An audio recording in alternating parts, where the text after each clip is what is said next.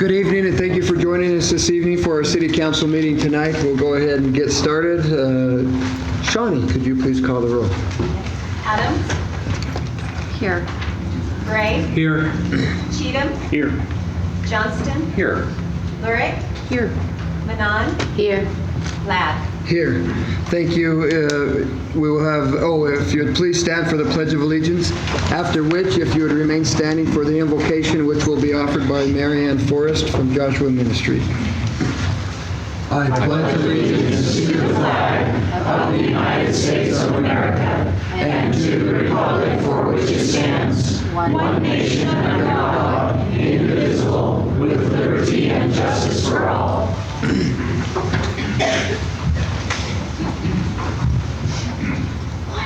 Thank you. It's an honor to be here. So, Father God in heaven, I just thank you for this opportunity that our community can come together for such amazing things at such a time as this. Lord, I just lift up each one of the hearts and concerns and excitement and enthusiasm tonight, Lord, as we move forward for decisions. I ask for Psalms 91 hedge of protection to be around our city leaders and around our community and around all of their loved ones and friends and afar. Lord, I just lift this time up to you. And I thank you, Lord, for the direction that you're taking our city. I thank you for the plans that you have for us. I thank you that no weapons formed against this city shall prosper. And I thank you, Jesus, that you have everything right in the palms of your hands. So we lift up this time. We lift up our leaders. I lift up each individual in this room, and we just say, let it be unto this community as you will. In your precious mighty name, we are going to give you the praise, the glory, and the honor as we ask these things, Jesus. Amen. Amen. Thank you.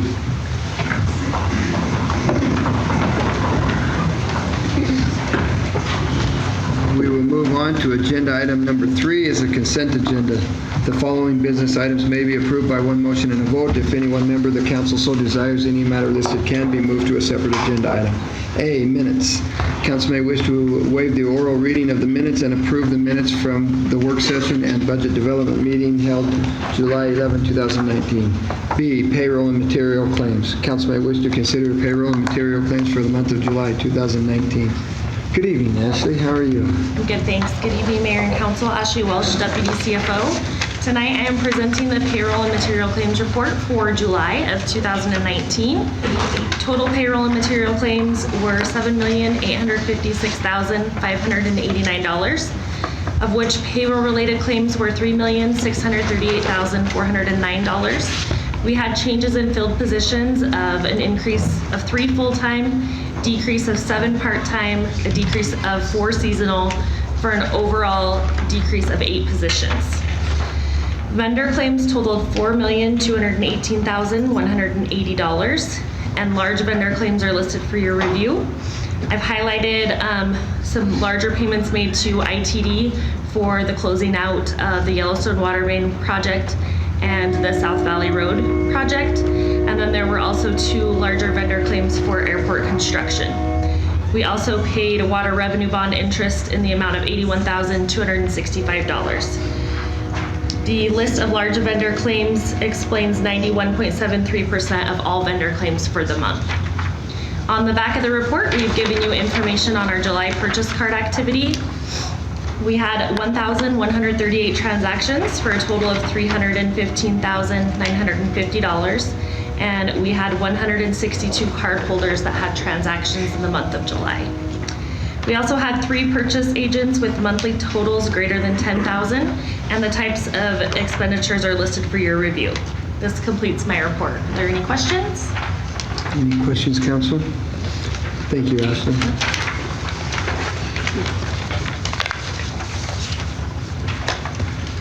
Move to C, Planning and Zoning Commission appointments. Council may wish to confirm the mayor's appointment of Shenki Rue and Kaylee White to serve as members of the Planning and Zoning Commission, filling 2 long-term vacancies.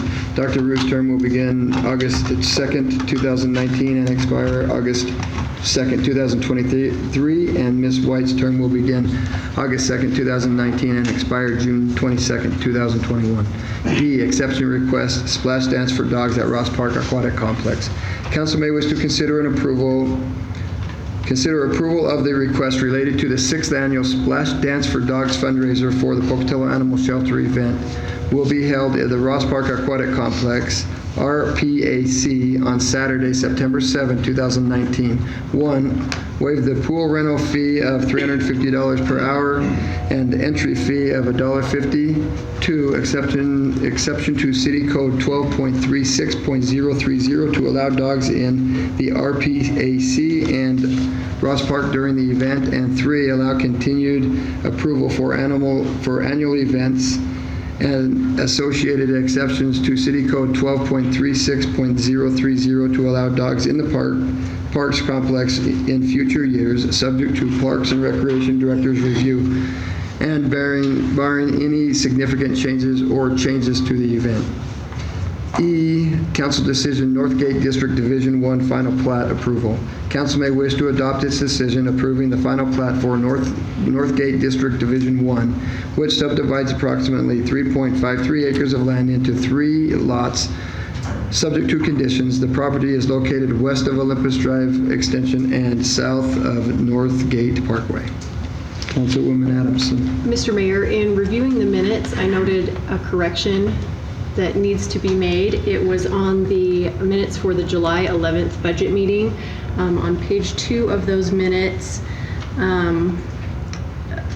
I was listed as voting in favor of publishing the fiscal year 2020 budget as it was presented, and I was actually in opposition to that. If the council recalls, I wanted to cut some additional money out of that. So we need to make that change to the minutes. And I would also like to move to approve the consent agenda with that noted amendment With the second. to the minutes.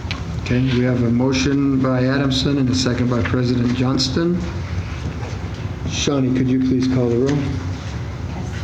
Adamson, Yes. Johnston, Yes. Gray, Yes.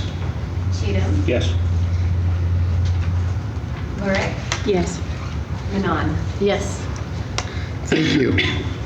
Agenda item 4, communication and proclamations. We have no proclamations, and I usually like to point out any scouts that are in the audience. If we don't, and if they are, they probably saw this crowd and ran the other direction. So that was smart of them if they did that. So we will move on to agenda item number 5 is a calendar review. Council may wish to take this opportunity to inform other council members of upcoming meetings and events that should be called to their attention. On August 8 at 9 a.m. will be a work session. August 15 at 2 p.m. will be a council liaison work session clarification meeting.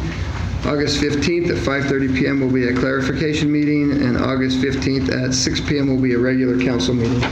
Other events, August 10, Joint Jaunt Fun Run, sponsored by Portneuf Total Joint Center. Contact the Community Recreation Center for more information. August 17th, the annual Zoofari ice cream event will be at the Zoo Idaho from 12 noon to 4 p.m. Open burn ban in wildland urban face areas continues. And Adopt a Shelter Cat special discount adoption rates are available through September 30th. Contact the animal shelter for more information on that.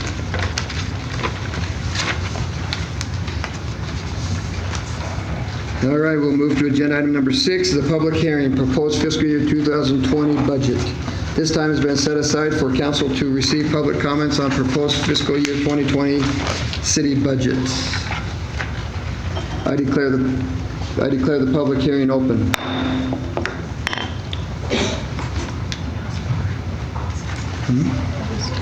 Ashley Welsh, Deputy CFO.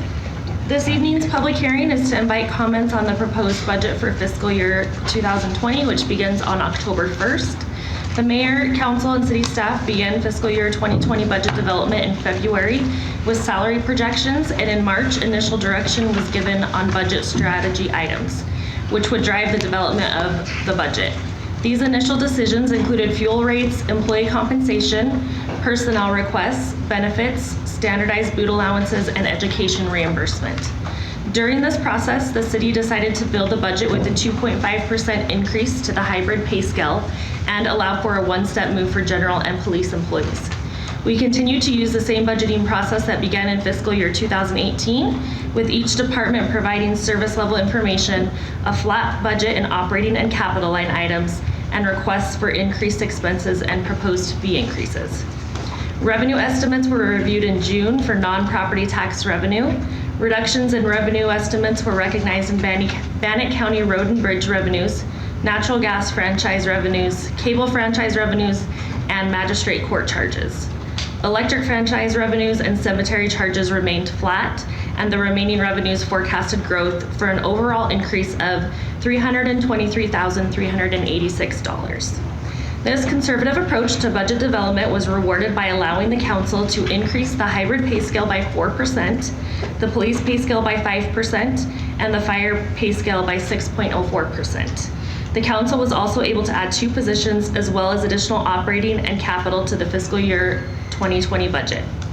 Since valuation and new construction numbers are not available prior to publication, the mayor and council decided to publish the proposed budget by taking the estimated $84 million in new construction and the available 3% property tax, which totaled $894,342. This position gives the city flexibility to respond to the final budget after valuation numbers become available. Next week, Bannock County will provide the city with property valuation numbers. We will discuss the valuation amounts, the levy rate, tax impact, and items requested for review by council during the work session on August 8th. I would like to take this opportunity to thank the mayor, city council, and city staff for all their assistance and hard work in preparing the fiscal year 2020 proposed budget. This budget addresses employee compensation, staffing needs, as well as operating and capital needs for the services that we provide to our citizens. The city will receive public comment tonight and consider the budget ordinance at the next regular meeting of August 15th. This concludes my presentation, and I will address any questions at this time. Any questions right now, council? Excuse me. The only thing I would have we received any written correspondence that the council has not seen? Have we received any in the clerk's office? You've We've received it all. Okay, thank you. Yep.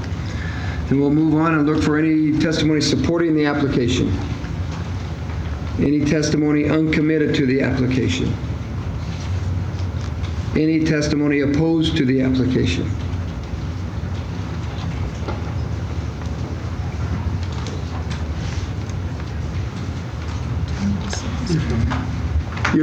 It should pick you up just fine there. If you'll remember to write your name down there, Nikki.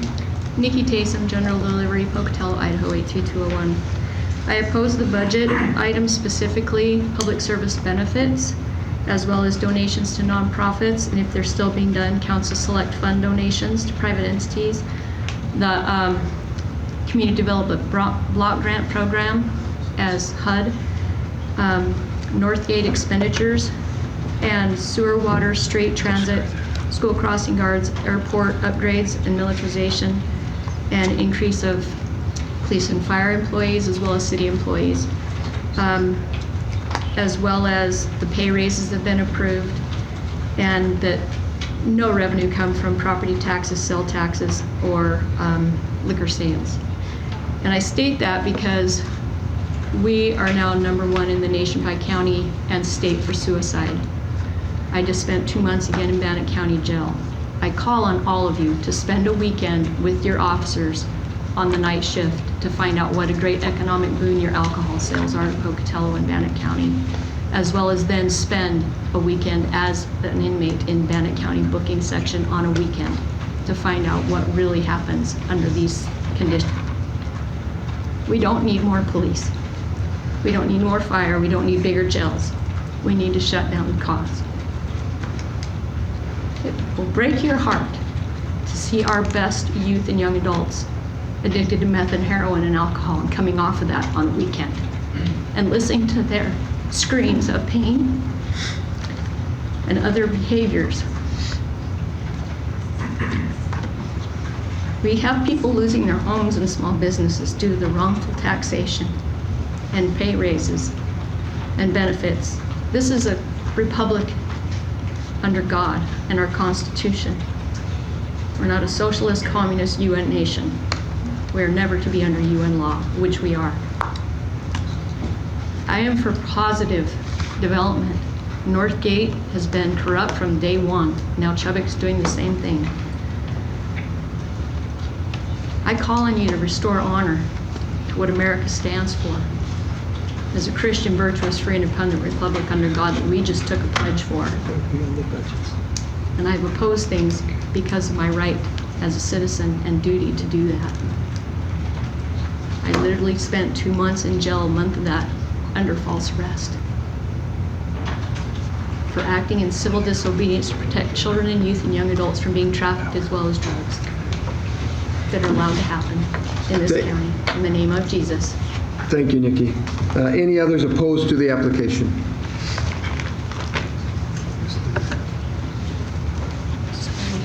Hello, Claudia Ortega. I actually just have some questions to clarify. If I read the budget, proposed budget correctly, on page 4, 4 and 5, it talks about street infrastructure, and there's $1 million, which is only enough to resurface 10% of our 256 streets. Is that correct? I know that, I don't know if the percentage is correct, but the $1 million is yes. Because that's what it says in the proposed budget, but it's only good for 10% of the 265 miles of street. So that's only 26 and a half miles for $1 million just to resurface. So that just seems like a lot. One of it names the budget strengths. And one of the budget strengths is adding a senior planner and a vet tech. I don't know what a senior planner is. I don't know if we need one. We definitely probably need a vet tech at the shelter. It's only going to sustain emergency services the way it is. But one of the strengths that's noted is increasing the levy for raises, of which y'all are going to get. That's a problem. Let's see, page 15, when it talks about the general fund. With regard to the mayor council, personnel, the total amount for personnel is $444,144. How much staff do y'all have? That there's $444,000 worth of personnel expenses. Medical expenses, $162,893.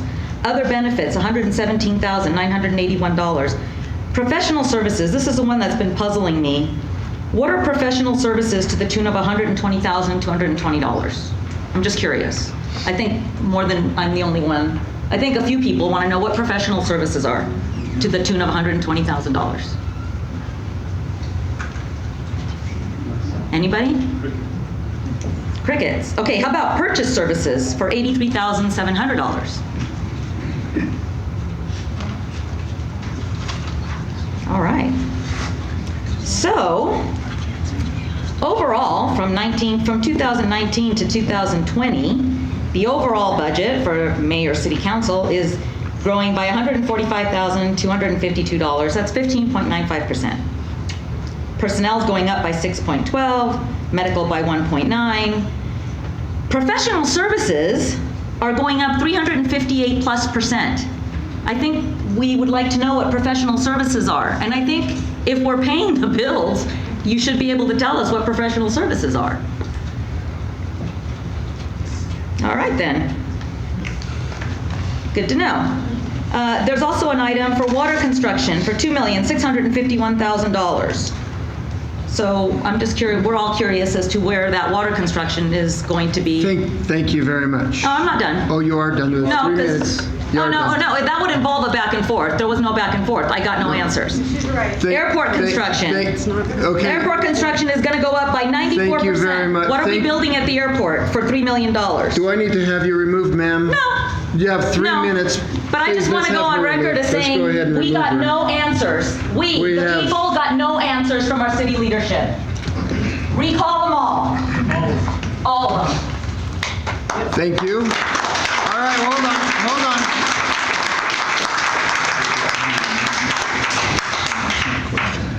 So let me just clarify what this is. There will be an opportunity at the end for our CFO to come up and answer some of these questions. This is not a question and answering thing. It's your opportunity to explain to us what your concerns are and for us to go ahead and write those down. We'll make sure some of those questions are answered at the end of the public hearing. It is a business meeting, and clapping and applause and stuff, quite frankly, are not appropriate. We have 3 minutes per speaker for us to continue to keep this meeting moving and rolling in a timely manner. And so we will go ahead and we'll give people the 3 minutes that is allowed, and then we will go from there. Thank you very much. We would look for any others opposed to the application.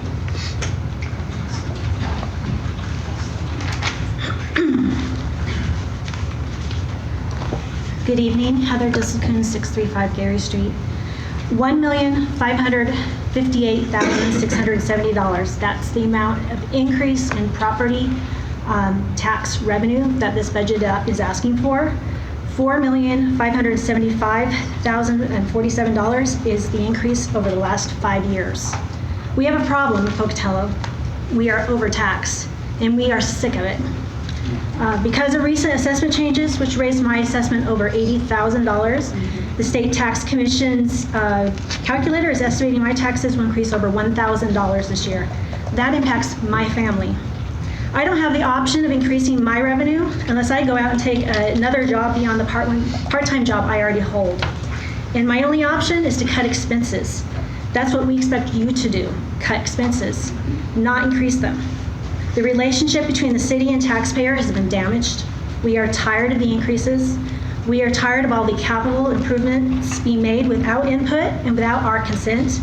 We are tired of the cities using taxpayers' money on investment gambles. We are, especially when we are left out of that process. We are tired of being left in the dark. We are tired of being spoon-fed details. The city's Northgate project is going to cost taxpayers for many years to come. Just look at the water fund operating costs. This year, an additional $4,579,565, bringing the totals at $8,701,565. That's a 111% increase for infrastructure. Where is the water going to come from? Why hasn't the public been told what the actual shortfalls are? Why hasn't the city enacted turf restrictions on the new construction? We are behind in our water conservation efforts.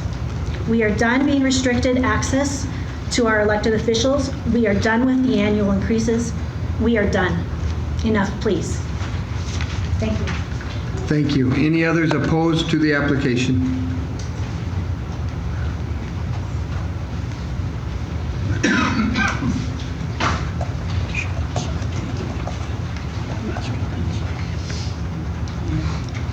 Chris Stevens, 4801 Kim Drive, Pocatello. In watching the study session videotapes, the reason given for the mayor needing a raise was primarily that he's doing a good job. And it seems to me that the baseline expectation for any elected official is that they do a good job. And doing a good job should not be the basis for giving an elected official a raise. That assumes that most elected officials do a poor job, and when one of them does a good job, we should reward them with a raise, a significant raise. I find that objectionable. City Council, the statement was made that you are underpaid relative to other councils. That's true if you pick the cities in Idaho that have more than 38,000 more residents than we do. But if you pick our comparables based on information from the Idaho Association of Cities, we are third using size as a comp, which is what the assistant CFO indicated that she would use as a comparable when determining other budget items. We are third, and we are paid third. We are paying you third. So I don't understand where the mythology that our city council is seriously underpaid relative to comparable city councils. I don't find the statistics that make that a true statement. Thank you. Thank you. Any others opposed to the application?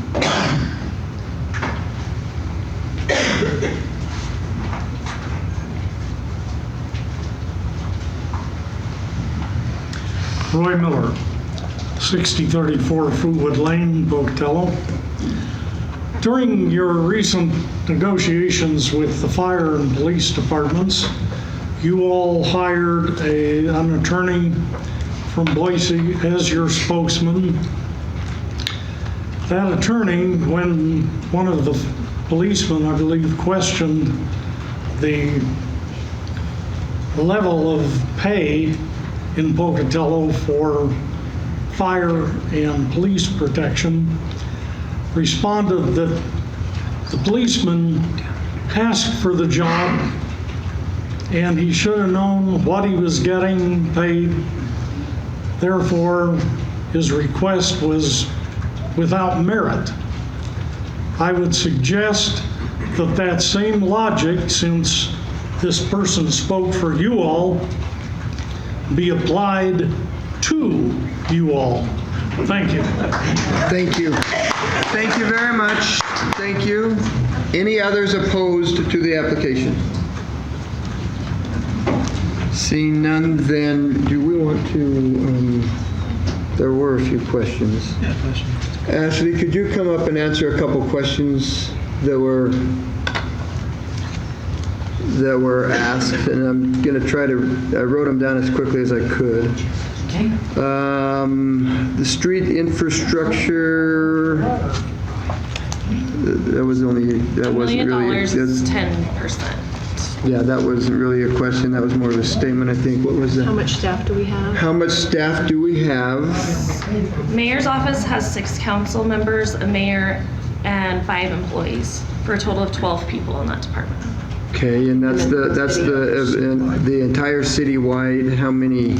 I think she was specifically asking about the. Well, she asked about the one first, the 440,000 something. How many people do you have at the city of Pocatello? You did answer that question. There's 774 employees currently. Currently, yes. 168 part-time. There's 168 part-timers. Is that where'd you get that? Yeah, right here. 63. Oh, okay, yeah, there we go. 168 part-timers to equal that. So that's what that was. And she made a comment about what are professional services? Professional services, the increase was due to a branding effort that the city can't hear took you. on. So the increase was due to a branding opportunity for the city to be able to go through and rebrand the city. So marketing. The marketing, yes. What else what other questions? Purchase services. Purchase services. I'm trying to remember what. I'm trying to remember where we budgeted all this stuff. I'm sorry. Let me pull this up. And let's see. Was the water construction? Because I have it. Okay. Water construction. Right now. I'm glad you wrote it down because mine scribbled, but I can't even. Professional approaches and employees. So there was an increase of, let's see. So professional services and purchase services are pretty close to being the same. So they have like legal fees, any branding or anything like that, anything that we contract out. So I think that includes when we publish the ordinances in the newspaper. So all those types of services that we have to purchase to be able to provide them, we can't do them in-house. Okay. Those types of things. That's purchase. Water construction. So water infrastructure, the budget that we have for water infrastructure can only be used for the current system, improvements and maintenance to the current system. So none of that money is being used for anything new. It's used for the current system to make it better and to keep it running for maintenance. Fix water breaks when you have a pipe break. Yes, it's all for current. It's not for anything new. Okay, maintenance of our current asset. Is there another one? Those were the ones I. Those were the ones that I had. Did you guys have? anybody else get a question that we missed on that one? Okay, thank you. Can we get clarification on something? You didn't really answer the one question of what are the professional services? Kind of skimmed it. Can we get like a... I think that we answered the professional service. Could you answer that? No, that was not an answer. We need the brand. That's a lot of money for marketing. We already live here, we don't need to be marketed to. So it's legal services, any advertising, consulting services. And how much was that? All of those things. Okay, thank you. Okay, thank you very much. I declare the public hearing closed. Okay, then we will move on to agenda item number 7, public hearing proposed fiscal year 2020 fee changes. This time has been set aside for council to receive public comments on proposed fee changes proposed for fiscal year 2020. I declare the public hearing open. Gonna get her steps. Okay. Ashley Welsh, Deputy CFO. Yeah. Tonight we are holding the public hearing for the proposed increases to selected fees for the fiscal year beginning on October 1st, 2019.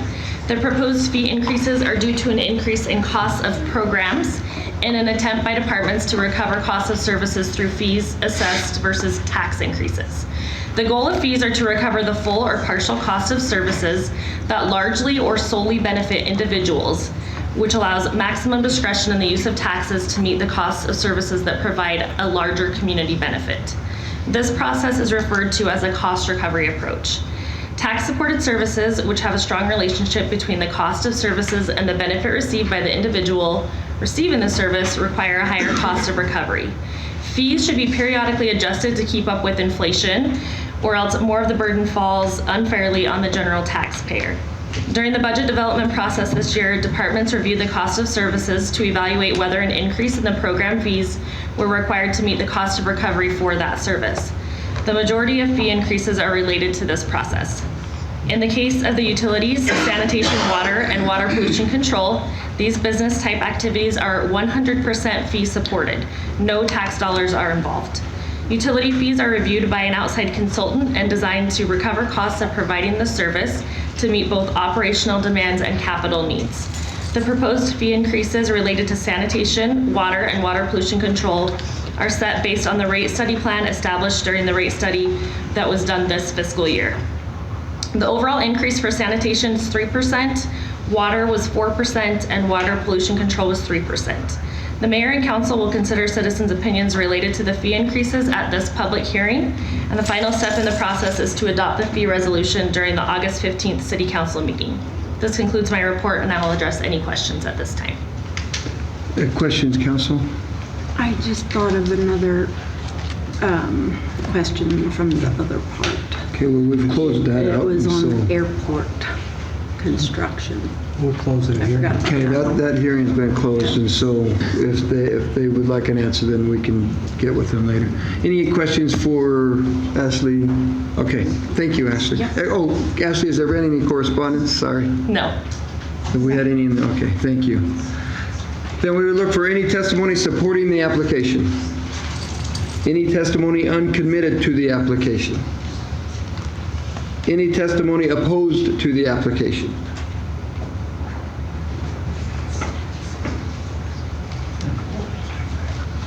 Nikki Taysom, General Delivery, Pocatello, Idaho 83201. There are several things that I oppose to the increases as well as the fees itself.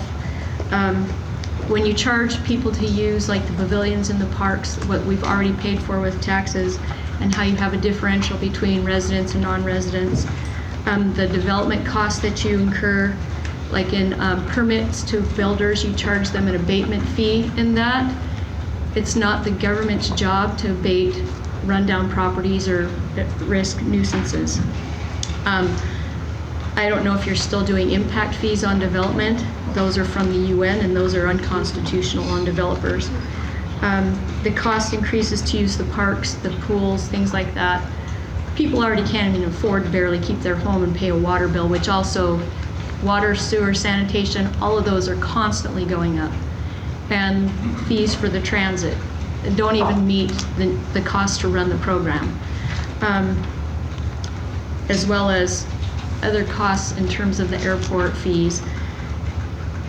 A lot of people are paying 3 times even just for the dump. between the taxes and the dumpsters and everything else. There's multiple charges over and over for the same services, and that's unconstitutional. The government's job is to maintain constitutional law and the protection of our liberties and property, not take it all from us due to illegal actions. And you're not a development organization, you're not a lending institution, you're not a property manager. That's not your role. That's their role. And we are losing that. And the goal to put everybody under high-density housing online and public utilities and public transportation is social communism under the UN, and I demand that it stops right now in the name of Jesus. Thank you. Any others opposed to the application? Utilization of our military police. Sorry. Heather Disselkin, 635 Gary Street. Single family, first 25,000 gallons, current $2.54, proposed $2.61. Outside city limit, $3.92.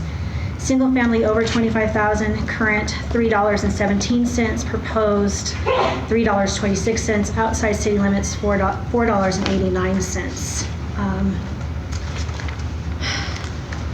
The water fund revenue is anticipated to increase 11.14%. That's between the rentals and leases, charges for services, miscellaneous other financing sources. Charges for services by itself, $1,263,817, 10.4% increase in charges for services. That's additional money outside of property tax that comes from our pockets. I'm opposed to the water rate increases, and I would second what Nikki said about the park fees. It's getting too expensive. Thank you for your time. Thank you. Any others opposed to the application? Okay, and I didn't really hear much of a question in there, so thank you very much. I declare the public hearing closed. We'll move on to agenda item number 8, the appeal of Historic Preservation Commission decision, School District number 25. School District number 25, represented by Doug Howell, not Bart Reed, Doug Howell of School District number 25 and Jacob Revere of Hummel Architects, has appealed the Historic Preservation Commission decision denying a certificate of appropriateness for an addition to Pocatello High School at 325 North Arthur Avenue. Council, before we get going, have you had any ex parte communication that would prevent you from being able to be fair and impartial regarding this issue? Okay, thank you. Mayor, for clarification, do we have 10 minutes tonight for our presentation? Yes, I'll start the clock at 3 minutes. We'll start the clock at 3 minutes, and But you'll have 10. Is there a time limit? 10 times. Yeah. It's up to you. Yeah, Typically, but I'll that's start- what's but I'll given. We have Start at 7 minutes. 10 minutes. You'll have 10 minutes. Go ahead and So do I'll take part the of 10 that. minutes, and then, Pass the yeah. baton. Okay. Yes, thank you. Honorable Mayor and distinguished members of the City Council, thank you for the opportunity to appear this evening. My name is Dr. Douglas Howell, and I am the Superintendent of Pocatello Chubbuck School District number 25. Joining me in the audience today is Bart Reed and other members of our administrative team and our board members, many of them here, and other supportive members from our community. We appreciate the City of Pocatello staff and the engineering and planning departments for the cooperative nature in which we have worked together. We thank the Historic Preservation Commission for issuing a certificate of appropriateness for Phase 1 of Pocatello High School improvements, and we are here tonight to appeal the decision of Phase 2. We are pleased that we are able to complete this project without having to go to our community to issue bonds. Our goal is to be sensitive to taxpayers in our community while serving the needs and the best interests of our learners. We have endeavored to honor and respect the historical preservation of Pocatello High School. At the same time, we must underscore our why. We have an obligation to fulfill our educational promise to all learners in our community with equity and fairness. As the PHS student body continues to grow, we must have more physical space to accommodate enrollment. Our why has framed every step of this process and considered the most crucial elements of Pocatello High School in meeting the instructional, academic, and social needs of our learners. Why? there are really 5, and you've seen 4 of them here, but I'm just going to touch on them. We believe an enclosed campus is a safe campus. Every learner in our district deserves to be able to move safely from one building to another. Why? Because every learner deserves the opportunity to attend Pocatello High School. This project will provide ADA accessibility to 90% of that campus, and that is unheard of for the past 100 years plus. Why? Because every learner in our district deserves to participate in equal learning opportunities. A new classroom wing will complement the existing architecture of the school for an updated and improved area for our science classrooms. Why? With our emphasis on complete campus safety, the improvements currently in progress in Phase 1 include a highly visible main entry with ADA accessibility for the general public. And finally, why? The new commons area will help alleviate lunchroom congestion in the campus and bring it together in a very exciting way. It will provide a connected, secure campus accessibility and a place for our learners to collaborate, socialize, to study, and to enhance Pokey's motto of where everybody is somebody. We've contacted Hummel Architects, our architectural firm with vast experience in designing K-12 schools in Idaho and surrounding states, including the restoration and renovation of other historic schools like Boise High School. While striving to meet these educational goals for Pocatello High School, the shape and design of the proposed new building and connecting walkway or commons areas have emerged. We have a critical need in terms of timing, budget, and purpose. Our why is to move forward with Phase 2 with expediency. Thank you for your consideration of this information as you weigh your decision this evening. I will now turn time over to Jacob from Hummel Architects to review with you the proposed plan and designs. Thank you. Thank you. Thank you, council members. In interest of time, I'll go ahead and get right into it. So I'm going to go ahead and walk you through the process that we went through with the board and the school district. This was not just a Hummel opportunity that we went. This was come back from multiple meetings and feedback. And this is the proposition that we propose. So looking at the overall site plan, here you'll see we have our Phase 2, which we're going to be our new addition. We have a connector coming through here. We're going to be able to attach to the existing Unit 1, Unit 2, and Unit 3 that we all know so well. One thing that we were unaware of at the moment, and that brought some changes, is we originally anticipated connecting from Unit 1 all the way down the corridor and continuing that connection all the way across. However, there are some existing utilities that we need to be cognizant of and go through and be able to adjust the buildings. So just in case of an emergency or any other need to get into the utilities below, we need to have access to that. We will talk about how we will access that in just a second in regards to in the future, because obviously we are building over it, but we are trying to be as smart and cognizant as possible. And we have worked with the city to approach that. So I want to walk you through the floor plan. Going through Unit 1, this is the main floor. You're going to come in and you're actually at an elevated, about 6 feet position. Coming through, you're going to be able to walk down the steps, coming through the connector through here. For those who need to have access, who cannot go through stairs, we're going to have an elevator, a double-sided elevator. You can either come in and go down into the main floor, or you can go up to the second floor. So it'll be a 3-stop. You're going to have the main floor of the new unit. You're going to have the main floor of the existing Unit 1, and you're going to have the second floor that will connect to Unit 1 on the second floor, and it will bridge across into the new unit as well.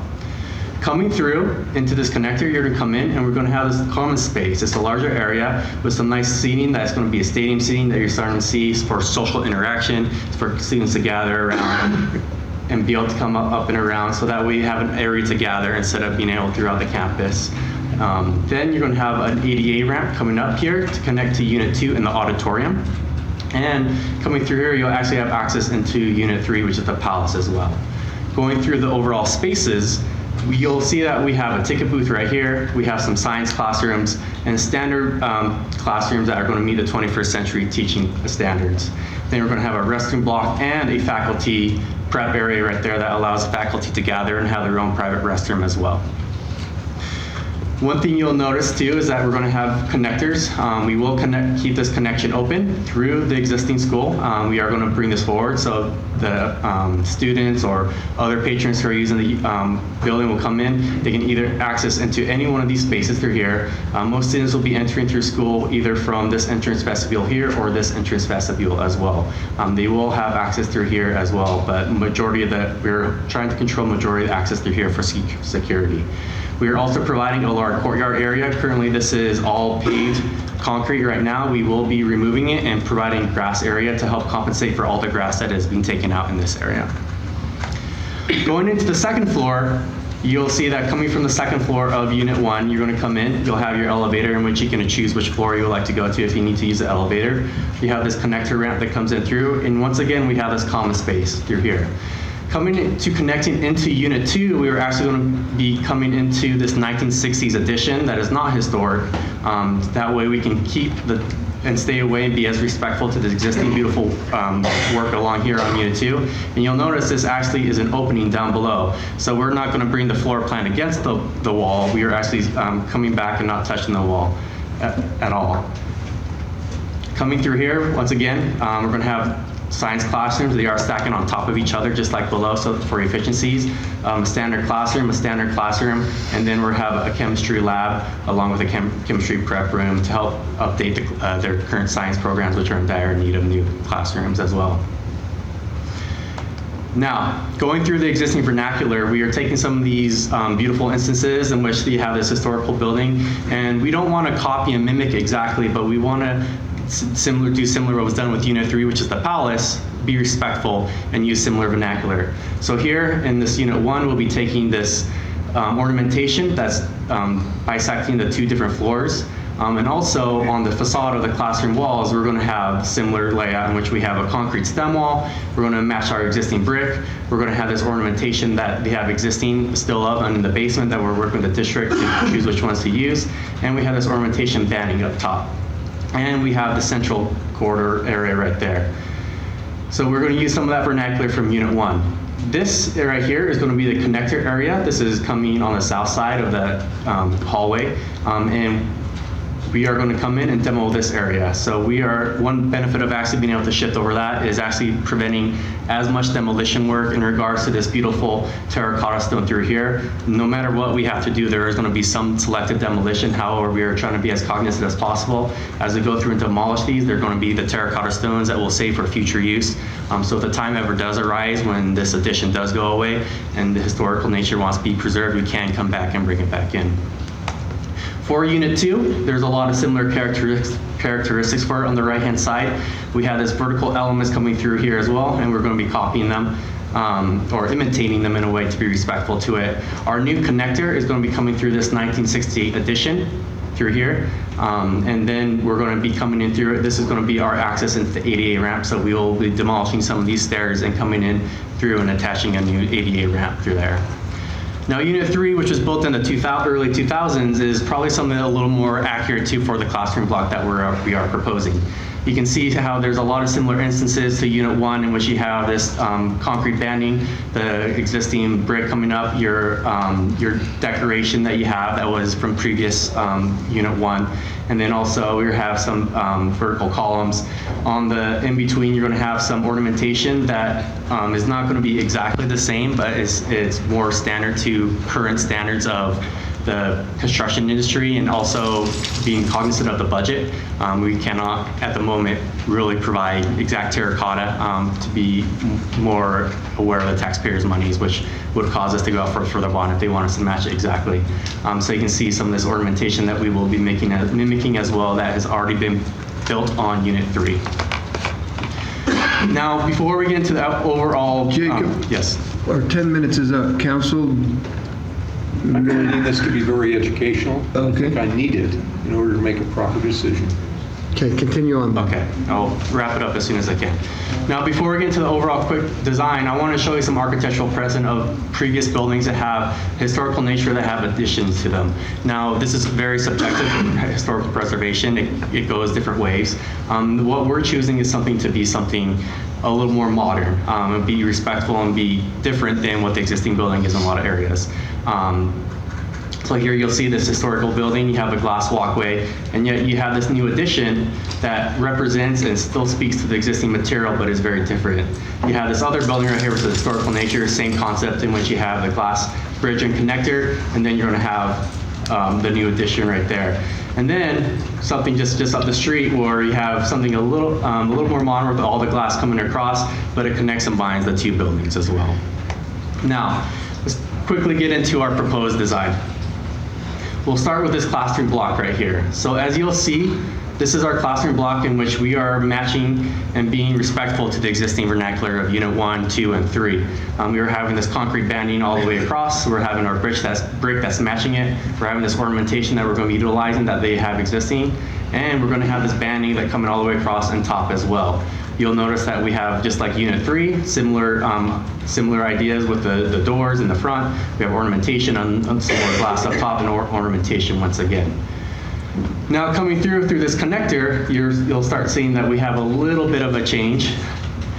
We have our glazing all the way across. This is going to be where our stairs and main commons area are right here, and this is going to be the connector. In a further rendering, you'll get a little bit better understanding with the depth and perception as well. And this is going to be all glazing through here. This will allow us to be able to take this off in the event of emergency, and that can be easily removed in a timely manner and put back on when the need arises, so that if they ever need to get down below here, they can quickly do it. And then this is going to be the elevator block right here. Now, the materiality for this is going to be a rain screen system with panels. We are working with the district to be as cognizant and aware of the colors and being respectful as well. We are looking for more of a matte color and not so much of a sheen.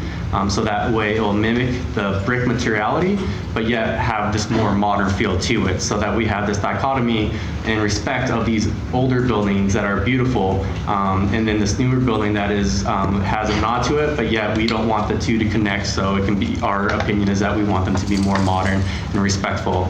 And you're going to have a lot, having this glazing all the way through is going to be respectful in regards to being able to see all the way through and have it open like it was currently, but yet still provide the safety for the students and meeting all the other needs. Coming across the classrooms, you're going to see that we have similar ideas of the concrete banding, windows that are reminiscent of the original Unit 1 that was built before they were taken out and redone for the energy crisis. Then you have the ornamental banding similar to Unit 1 in between the floors, and then the windows again in the banding. This right here is that stairwell looking in, and then on the back side, we have all the classroom block. If you kept on going to your left, you'd be getting into the palace. And then this on the other side is the back side of this area right here, which is a mirrored image of basically what this is right here. One thing up here you will notice is that our Indian logo has changed. It is currently right there. We have relocated because this whole building is shifting forward, and this building makes it a little more difficult since it's forward to see it. So with the school board, we have proposed currently to put this in this location at the moment. So what does it look like in 3D? This is the proposed rendering of what we are looking at. You'll see through here, we have our banding all the way across, our existing matching brick, the ornamentation, our banding up top and bottom to match what's existing school. We have our entryway right here, similar to Unit 3, and being respectful to it. And then we have our connector. You'll see our grand staircase below. We have our seating areas here. Then we have our upper area that's connecting. See, it starts ramping up into Unit 1 connector, which is into our bridge area. You can see the big courtyard that we are bringing back, taking out all that concrete and bringing back into that grass. And one thing I wanted to bring up too is this image right here is going to be showing how you look down. This is going to be our ADA ramp into our commons. This is Unit 2, and you're seeing that we're pulling away this existing building to be able to be respectful to that building. So if the time ever does arise in which you do need the community would like to bring this school down and bring it back to historical nature, then we can easily take it apart with having minimal impact onto the school. So with that, I'll go ahead and end my presentation. If there's any questions, I'd be happy to take them. Thank you. Council questions. Councilman Cheatham. Has there been any change in the presentation tonight from the original presentation to the Historic Preservation Commission? There has been some changes, actually, yes. One change right here is going to be this right here.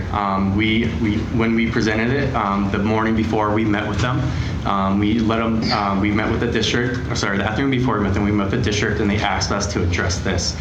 So this area right here was a little bit wider. We had shrunk it down, but the overall concept is the same. Other than that, there haven't been too many changes. We have addressed some other minor things by aligning some of these mullions to match up, which will be a better image. Some of these mullions right here to match up with the banding through here to be more respectful to it as as a response to some of their comments. So overall, the majority of it has not changed. We at Hummel and the district feel that we have been respectful to the existing vernacular and also being cognizant and aware of the budget without having to go to the taxpayers to asking for more. With those architectural changes, is the presentation that you made to the HPC the same as what we've seen this evening? Yes, it is. Going through the HPC, I'll go through the very beginning. When the HPC was presented with a very similar presentation, almost identical presentation to this.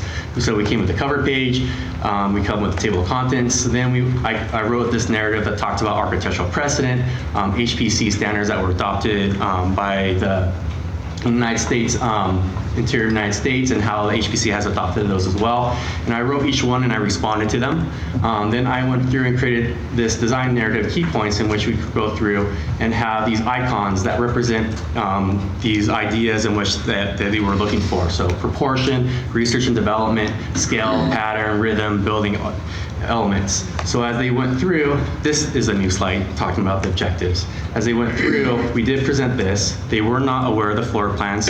We were not asked to, we were not made aware that we had to present the floor plans, as they should have been concerned only with the exterior. But after listening to some of the HPC members, it came to our conclusion that for your better understanding, we definitely needed to add it. So then coming through here, you start seeing these icons that represent the items that I called out throughout, and they go through. In time of interest, I did not discuss them. So other than that, and then this is a new slide as well. So the overall design, however, has stayed pretty straightforward. Can you go back to that slide with the precedents? This one? That one is, I think, particularly helpful to add in, and I was thinking there's lots of examples, and particularly on university campuses across this country, but even internationally. I'm most interested in the Secretary of the Interior's element number 9 about differentiating from the historic architecture, but having it be different, but having it complement. My background is in architecture and design, and then also architectural history. So this is kind of my area, but I wanted you to talk a little bit about why you do that. When you're dealing with a historic building, why is it important not to try to copy it exactly or imitate it? There are multiple reasons, but one of the main reasons is you want to be respectful to the time and place in which it was built. You don't want to ever, there are instances in which you mimic exactly, but majority of the time that you'll see in these instances here, you don't want to, because it's respectful to all the work and beauty that these architects have done. Architecture is not done like this anymore. There's a lot of different reasons for that. Cost is one reason. We've lost a lot of tradesmen to this as well, as time has gone down as well. And having this, in a way, allows us to be able to capture this beautiful icon in a moment in time, but yet still being respectful to it. I think the Unit 3 has done a good job with this. It still respects a lot of the different elements towards it. And being able to have the existing vernacular while being respectful. However, it didn't really touch the new the existing Unit 2 and 3, because it had that 1960s edition. And so it was able to get away with that. In a way, there's that buffer that the 1968 edition had that was just brick. It was built cheap, nothing else was around it. We wanted to make sure as we went through it, let me go to this one. We want to make sure that we went through it, that whoever came here was clear that this was the historical nature, that this is the beauty and the icon, and all this is an addition. And we want to make sure there was that subjective change that said, okay, this is new, it is not historic, but it's still respectful to it. Other questions? Could I ask a question of Doug? Sure. Doug, you're back up. Sure. And if I don't know, I'll defer to Mr. Reed, whereas he's been more involved in this project than I have, but Okay. I'll do my best. I know tonight's decision is really about those criteria, and that we're looking at those, but I was wondering if you could just mention a little bit about your process. about the meetings that you've had and the hearings and where you've put these plans and what kind of input you got. And would you mind talking a little bit about that? Sure. So we began with a call for interest, really, and a number of architects put in for that. Over the course of the selection process, the board narrowed it down to two. Two presentations were made to the board. The board selected two, and as we move forward, Mrs. Fisher put those out on our website, which she has continued to maintain throughout this process. With every meeting that we've held with Hummel, with every plan and design change, other than most recently, we made a couple of minor modifications, as Jacob pointed out, and that was just prior to coming to the Historical Preservation Committee or Commission. And so again, as he pointed out, they did not see the interior design. We were more focused on the exterior and what we were attempting to do. And so through that process, again, we have, it's been well over a year, approximately 15 months that we've been involved in this, and multiple opportunities for people to speak to the board in work sessions and in our general board meetings, as well as to write in and talk to us about their concerns. And I think as we are out and about in our work community, we have an opportunity to talk to our patrons and our community members.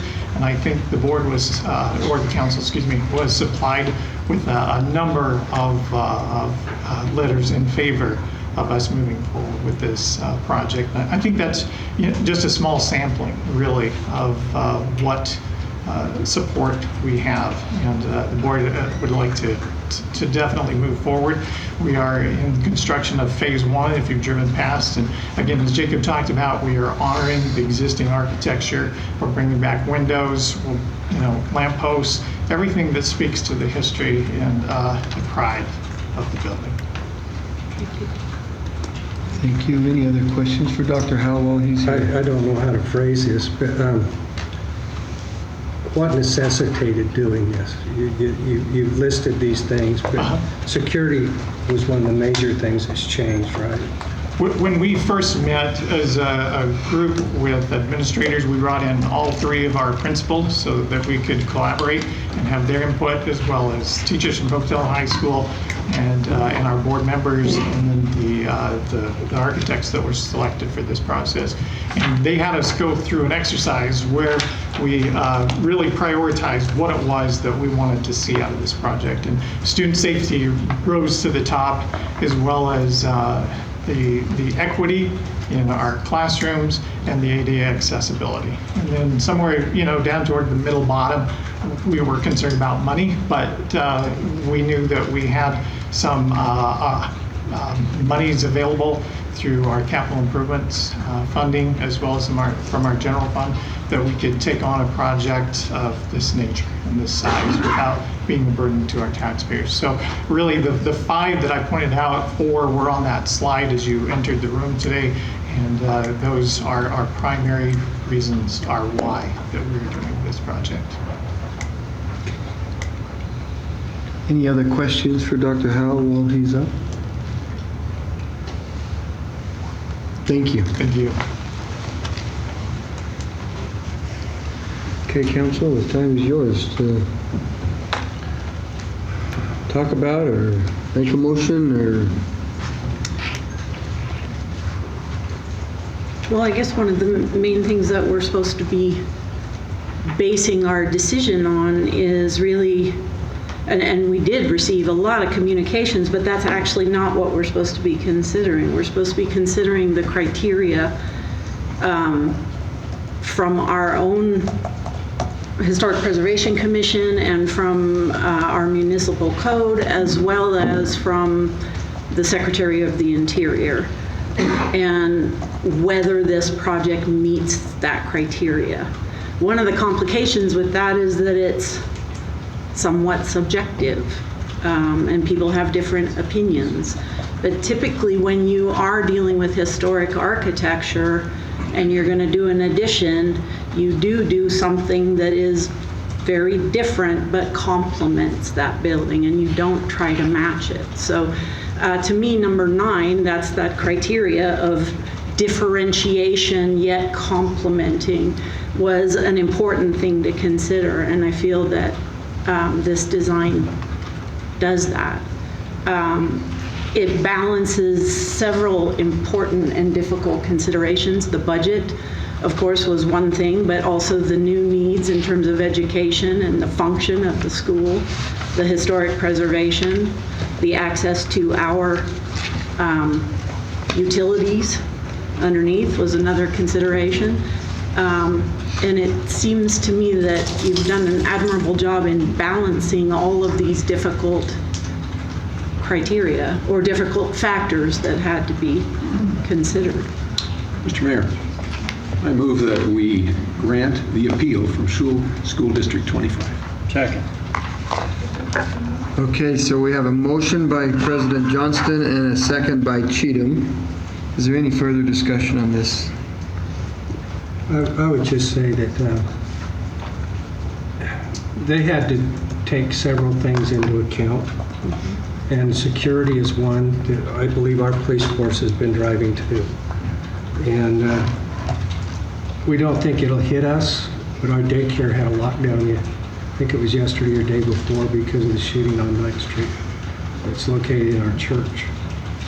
And I know how important it is to secure kids. They're the most vulnerable among us, even if they're in high school. And I think it's important to understand that this is a blend of everything. And the only way I think you could get to satisfy some of the historical questions or desires would be way out of what Pocatello can affirm. Second thing is, I know that it's not completely the historical high school, because our church, when it was built back in 1930s, got some of the windows out of Pocatello High School that they were discarding. So, and they were put in, and I believe Pocatello High School had a fire at one time, and it's a different building than it was originally. So there's been modifications all over time. So I just feel like they've done their best to address every concern, and I appreciate the effort they've done in terms of trying to meet all the standards that are put out by I think, the Secretary of Interior. Okay. Yeah. Can I make one other comment? I also really do appreciate the efforts of the Historic Preservation Commission. I am the liaison to that commission, and I know they had a very difficult decision to make and had to consider a lot of elements too. And so I'm not in any way trying to undermine the work that they do. I really do appreciate that and support them. Okay, anything else? Okay, so Shawnee, we have a motion by President Johnston and a second by Cheatham. Would you please call the roll? Johnston? Yes. Cheatham? Yes. Adamson? Yes. Gray? Yes. Lurick? Yes. Manon? Yes. Thank you very much, and congratulations, school district, on that. Thank you. You can clap back out there if you would like to, but we're going to go ahead and continue with our meeting. If you're interested in staying, you're welcome to. If you're interested in exiting, we will give you a second to leave so that as to not interrupt the meeting anymore. We can almost further out. I know. Is the guy here with the back to shooter? I don't know. We'll know when he leaves. This is the way. Thank you very much. If he's not here, I think we'll just say we told him. We don't have anything different. Okay, I have a question for the remaining folks in here. Is Todd Blattner here? Okay, Todd is here, so, okay. Just a minute. Okay, thank you. We're going to go ahead. If you could hustle out, we're going to go ahead and get going here.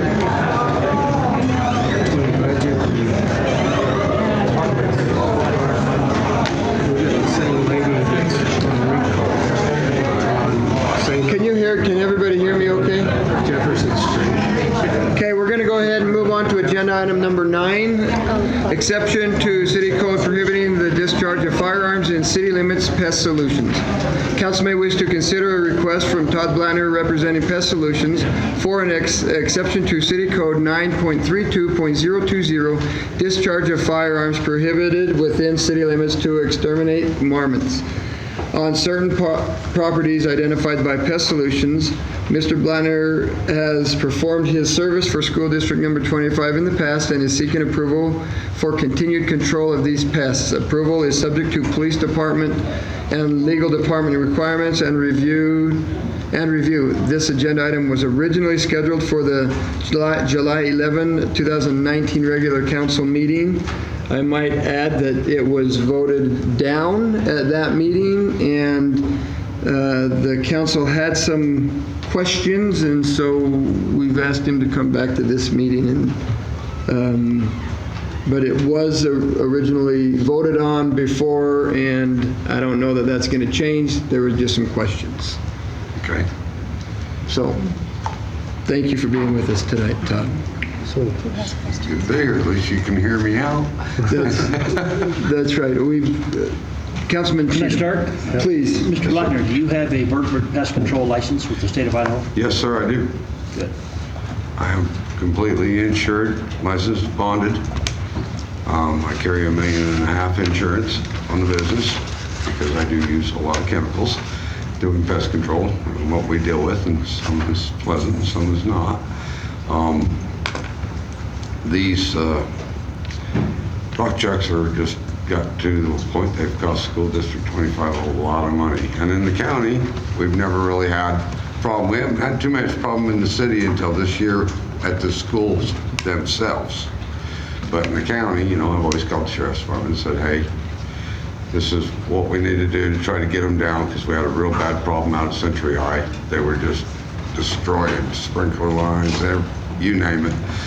You know, and leaving feces all over the walks and stuff, you know.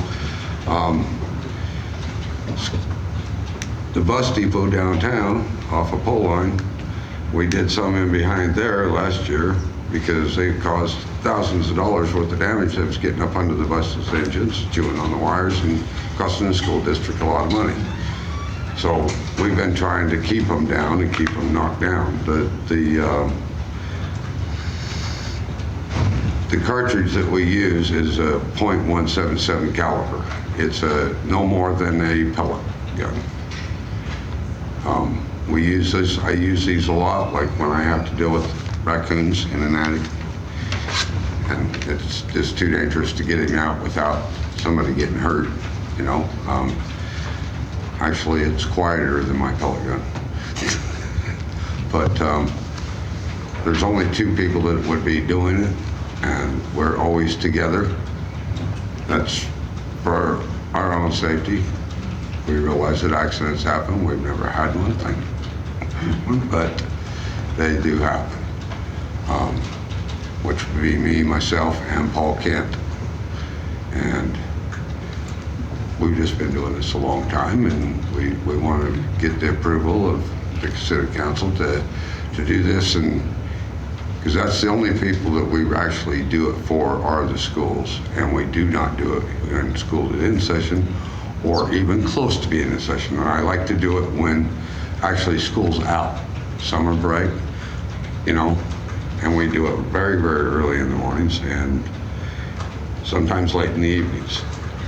Is there a season? I mean, I think you said something last time about that rock chucks are seasonal. Yeah, is there a time earlier in of year? the year that we do them, the easier it is to get to them because they're more active. Once it gets real hot like this, we gotta hit them early in the morning or late in the evening, because once it gets hot like that, they go down in their burrows and they're multiplying worse than rabbits in this day. It's getting pretty bad. I've ran over a couple, not mean to, just they're running out here off South Fifth and all over the place, you know. And I've had clients up on the hill complaining about them. They get in, they chew one of my clients right through the wiring going to their air conditioner. That costs them money to have somebody come in and fix it. You know, I mean, it's just, they are causing some damage, but we don't want to eradicate anything. but we want to knock them down to an acceptable level to help the city and the school district save some money. Because for what it's costing the school district after they destroy the wiring in the bush, screens, they get inside of the school. They got inside of the Pocatello Community Charter School down here at the end of Arthur. That's the one that this whole deal started over. They got in there, got inside the school, and did some damage inside the school. Could you give us some more detail on what kind of precautions you take? Like, do you put up signs so that somebody that's maybe walking on the greenway isn't happening, to Yeah, first off, I call the police department or sheriff's department, whichever may be in for that area. We do notify people in the immediate area what we are doing, whether it be taking them down that way or trying to trap them, which don't work. We figured that one out. We print up flyers and, like in that neighborhood, we've already identified a good perimeter of this, where these people need to be notified that we will be there and in what capacity. And we notify the police department, obviously, because I really don't need that problem. We let them know what we're doing, and I've offered to demonstrate these shells to the officers. They're actually quite something. It's just they shoot out of a regular 22 rifle instead of a pellet gun, so you ain't got to sit there and pump it all day. And it's not even enough power to push like a semi-automatic chamber. It can't push it back. So are these 22 caliber or 177 caliber? It's a 177 caliber that's shot out of a 22. It's a powderless shell.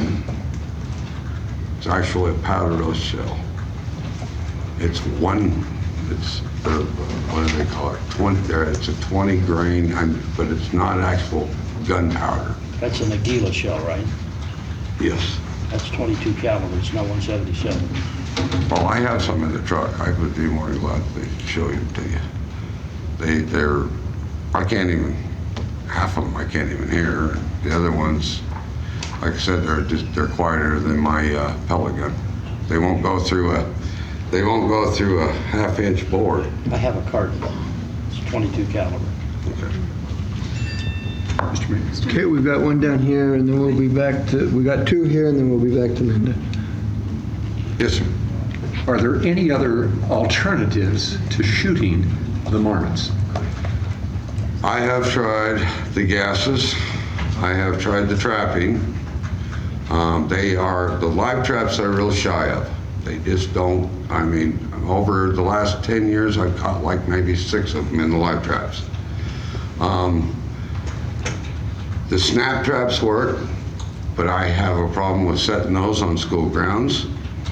And because you cannot sit there for 24 hours and watch these things, and you have children around and kids are curious, and one of those things comes out and it's hooked on that trap and the kid's trying to say the thing, or the kid puts his hand where it shouldn't be and it snaps and hurts the child's hand or foot or what may be the case. I have a problem sitting there and thinking that I'm going to hurt a kid. So that's why I do that this way. I'm taking every precaution imaginable. Disposal of the carcasses. The dump up here has a place that we can take up dead animals. And so last year, I think we took, what did I take up there? I think we took 24 head up there out of the back of where the school district buses are, the bus depot. We took 24 head, so. Thank you. Councilman Bray? Yeah, several of my questions. But I understand that if you live trap them, it's harder to get rid of them because there may be state laws that preclude where you can take them. And the sad thing is, some of these people, they'll set the traps, they'll get it, and then they call me. And whenever we try to respect the animal itself, but like raccoons, this and that. I take them up inland, somewhere safe, away from people, you know. But when they get overran down here, you know, it's just getting bad. I used to get maybe 1-2 calls a year. Now I'm getting 20 and 30 calls a year. And I know there's a problem. Memorial Day, in the section of the cemetery, we put out flowers. We went back the next day, and they'd eaten all the flowers for several rows. Oh, yes. You know, hundreds of yards there. Well, like I said, they're one step down from a beaver. Their hide is so thick, it's incredible. Councilman Lyric? You brought up the safety issue and, you know, the issue with traps and that a child could get injured with a trap, but that's one of my big concerns about the shooting. Right. Is the safety concern there. And I was just thinking, I mean, partly with the children because these are at schools, right. But also just given today's world and active shooter scenarios happening every other day in some community, is there any chance that somebody sees you out there shooting and then thinks you're the bad guy and comes after you with the gun? Or? We've never really had that problem, but I think that's because we do post what we're going to do. So we've never really had that problem, at least in the county, you know, and that's why when I was talking to the charter school down here, I said, well, we're going to, hey, if we do this, we're going to have to notify everybody around. The other problem I've had with trying to trap things is I set my traps out and people go and either destroy them or take them. I've lost about 300-400 traps that way. They're just magically gone, but it is what it is. It's the nature of the business. So. It just makes me very nervous to have shooting within. Right, and that's why I wanted to, I mean, I can go purchase a couple of heavy-duty pellet guns, but, you know, I mean, it's, when I can use these shells that are no more powerful than that. Those pellet guns are also prohibited in the city. Right, exactly. And so either way, I would have to have a permit to use them. So, and that's why I've submitted this to try to get a resolution here of what we can and can't do. Councilwoman Manon. Well, safety is one of the biggest concerns, and the other aspect I had was is there any other company other than you who's doing this? And if we were to grant you this exception, would that make us give everybody? No, I'd be about the only one in this county that wants any part of it. I'm actually the only one that deals with bats and rattlesnakes too, so that's... Mr. Mayor, a question to our legal counsel. If we were to grant the exception to Mr. Blattner, does this open up the possibility that the ordinary citizen might want to shoot marmots and create a problem for us within the city limits?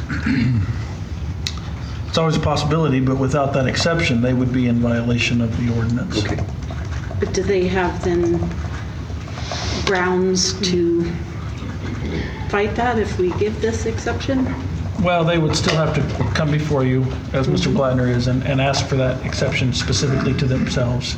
And if you granted the exception tonight, and I don't know what the council's planning on doing or what your thinking is at this point, but I would recommend some very specific conditions go along with that exception. And you would want to add those conditions if you were convinced by another person to grant the exception in that circumstance as well. So, no, you wouldn't be setting any particular precedent for a future request for an exception to the ordinance. At the last council meeting, we voted to deny because we didn't have a chance to interview Mr. Blattner and talk about these things. Following that, Council President Johnson asked legal department to prepare some kind of a plan for handling marmots. Has there been any resolution to that so far? So that was with another attorney in my office, and he has met with other people within the city that have had issues and that have looked at different options. That is an ongoing process. No, we have not come up with a plan specifically to deal with this type of an issue as of yet, but that is something that's being worked on, absolutely. Because we have the problem on city properties. Absolutely. So our departments are looking at that? Yes. To see.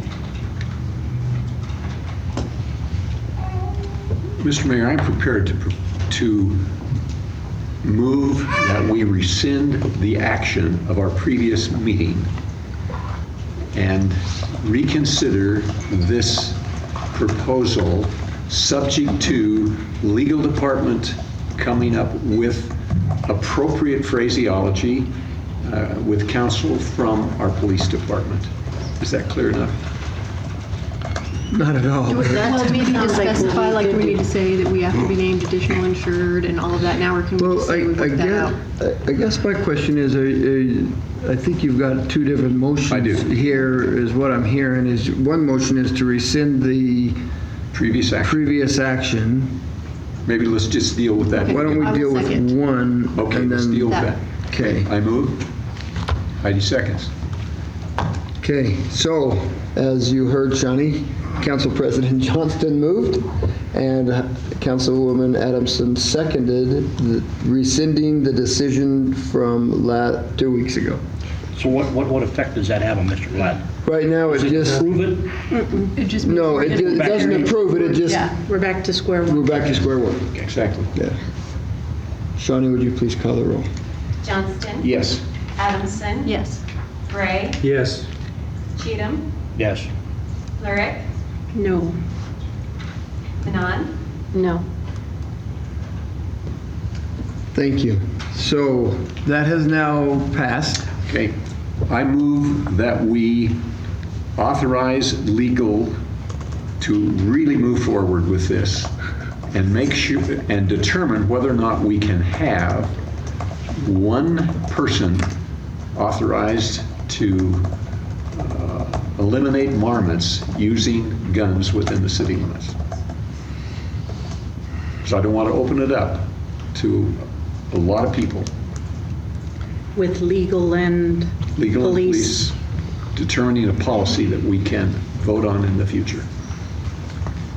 Can we do My concern, if I may, Mayor and Council President Johnston, is that doesn't really answer the question of the exception to the ordinance for Mr. Blattner at this point. We are working on that. Okay. But at this point, there is no allowable firearms or discharge of any propellant in the city of Pocatello without a grant of the exception to the ordinance by the city council. And only the city council has the authority to do that. I understand what you're doing and I appreciate that. I'm just not sure that until we have that plan to present to you, which would allow you to grant that exception under certain conditions, that you can give that kind of authority to any other department or anybody else within the city. That's my concern. I hope that makes sense. It does make sense, and I am concerned as you are. I would like to see this move forward because we have a problem in our city, and I'd like to see it resolved, whether it's Mr. Blattner or someone else that can do this. I agree with the need for taking action. I just think we need to put this, I hate to say on hold, I'm not going to say table, I didn't say that. I think we need to put this on hold until we get a resolution of the investigation that's being done by legal. Right now, the problem is not real big this time of the year. When it gets hot, they disappear, except very early in the morning, and if it cools off in the evening, we won't have much of a problem again until March of next year. And very minor. there are some schools that are starting back with remedial work next week. Yes. So, I think that we ought to work on this with a deadline of decision January, February, something like that. I agree. Get it done ahead of time. I'd like to see it resolved this calendar year. Yeah. I don't think it's that big a deal that it needs to take 9 months. No, we got a lawyer involved. So we have a motion, but a lack of a second, then the motion will die and we could give direction. I think we ought to give direction to our legal and police department to give us the appropriate structure by which we could consider this. And that's all I think we can do, because we're not the experts on firearms, we're not the experts on law. We need to delegate that to somebody that is. Well said. Okay, so the motion dies for a lack of second, but direction has been given. And received. And so... Wow, so how does that resolve this tonight for Mr. Black? So... He won't be able to do anything right now. Right now, he needs to Keep have... trying trapping until January or... He will need to have the exception in order to continue to Proceed shoot. next year.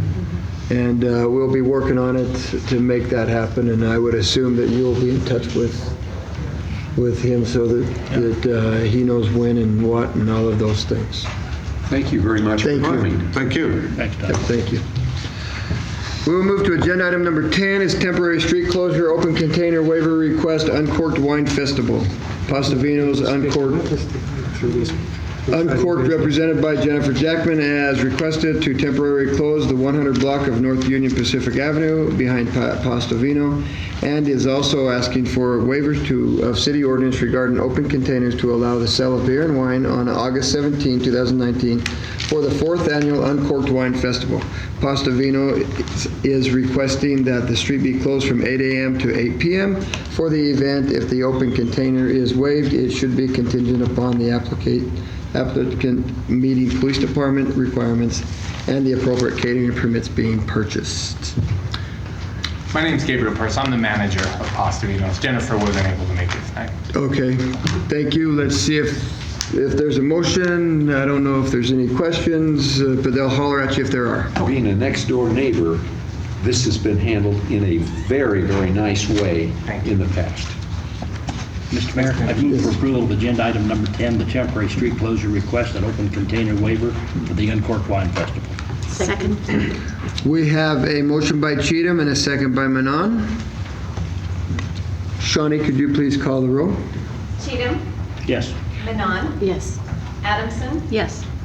Bray, Yes. Johnston, Yes. Lurick. Yes. Thank you. Thank you. Agenda item 11, IFT Foundation Grant, first phase of airport origami art display. Council may wish to authorize the mayor to sign a grant application subject to legal department review to the IFT Foundation in the amount of $10,000 to help fund the first phase of an origami art display inside the airport terminal.